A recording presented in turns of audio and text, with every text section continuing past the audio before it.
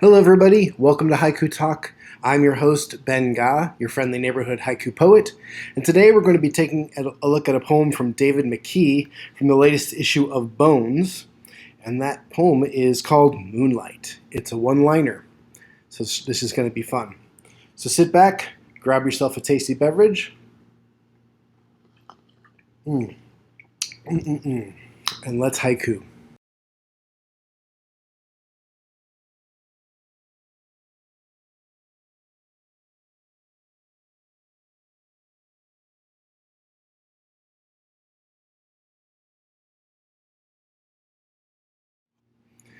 Okay, welcome back, everybody.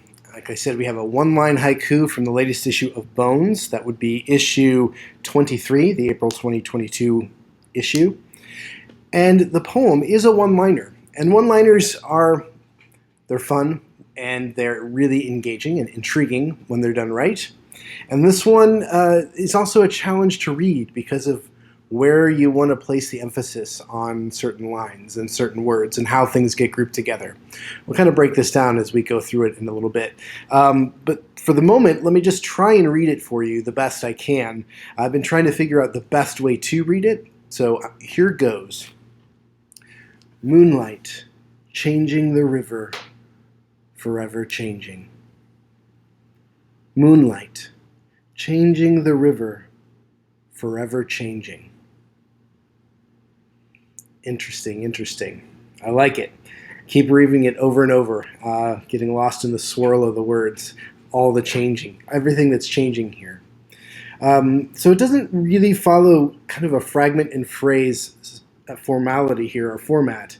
I'm not really sure what you would call this from a formatting perspective, other than it's a one-line haiku.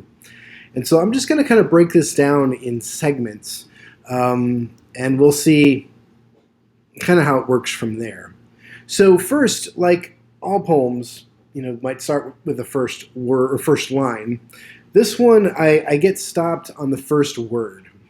And so I'm going to kind of treat that as the first line in a way, because it's the first image that appears in the poem, and it's the first thing that makes me pause to start to consider something. So that the first section, the first image, let's say, is the word moonlight. Moonlight. And that's, a very evocative visual. We all know what that is. We all know what moonlight is. And what's nice about this, as if it were just as if it were a first line in a normal 3-line poem or a 2-line poem or whatnot, you pause and I stop to think about moonlight and the different spaces I encounter when I encounter moonlight, spaces that I inhabit, memories that I have, places that I go. Because of that one word right off the bat being so evocative, you don't really know what's going to come next. And I just stop there every time I read this. At moonlight, it seems like a natural place to pause. Then after that, I go to changing the river. And I stop and I go to this little section because it's a bit of a phrase. It's a bit of a movement away from moonlight. It's a bit of a description of the moonlight, and it kind of puts me in a location. So it modifies moonlight in a way that's consistent and has a natural break at the end of the river. So changing the river. Yeah, we have moonlight changing the river. So right there is a nice pairing, a nice grouping of images, because now we know where we are. We are looking. We see the moonlight, and we see how it changes the way we're viewing the river. And what's nice is that because we can see the moon in the river, we know a few things. Here again we get to that suggestive language of haiku. We know that it's likely not a super cold time of year because there's no ice on the river. We know that it's not a stormy or tumultuous evening because we can see the moonlight.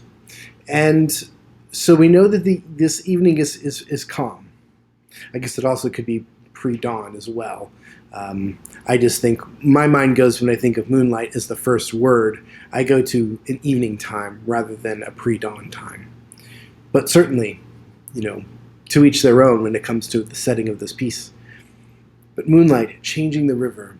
And I love to, I don't know about you, but I love to sit and watch the river. We have so many great rivers around here in the St. Louis area. We have the mighty Mississippi River.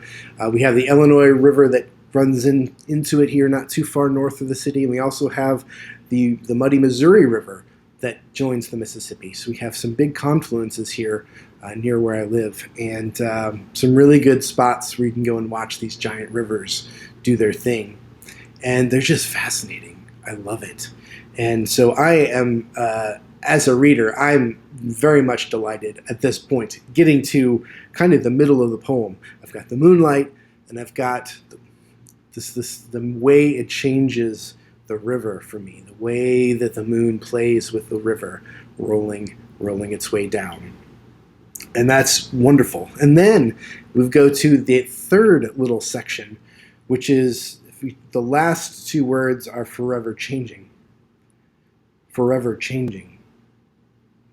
And what's interesting for me is that this seems to connect to the river.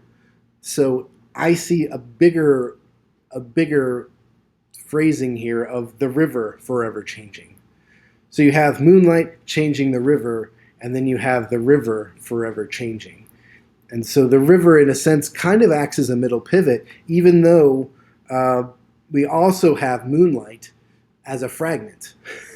So it's a very kind of complicated interplay of structures here, where you have, in a sense, kind of like a fragment and then two little phrases, and then you also have a middle pivot of the river, which speaks to the moonlight changing the river. We also have the river forever changing.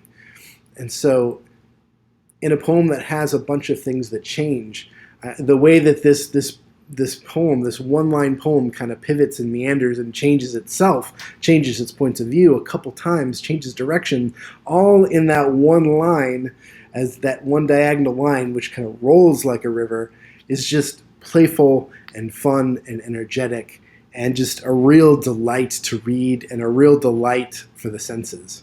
Because rivers are forever changing. The river is never the same place twice, even though you're looking at the same spot. It's a fascinating thing about rivers, how they do that. And so this poem by David McKee, this one-liner, I think really helps to illustrate the possibilities that you can do with one-line haiku and how challenging they are. It's not necessarily a form that comes easily, or one that you're going to just naturally start at if you're beginning your engagement with writing haiku or senryu. It takes a little bit of skill, a little practice, and a little bit of luck to get things to work out just right. And this is just a really nicely balanced, playful poem, in a very interesting and challenging journal, which is Bones, which if you're not familiar with it, it's definitely one to take a look at. It's a journal that definitely kind of looks to the expanding potentiality of what haiku can be, kind of stretching it to its utmost points. This one is just really engaging for me, and that's why I wanted to share it. So thank you very much for tuning in. Thank you, David McKee, for this wonderful poem. Thank you, Bones, for another good issue. And like I said, thank you for tuning in. If you like the content here, consider subscribing to the channel if you feel so inclined. And ring the bell to get notified when new episodes come about. Thanks again. Until next time, peace.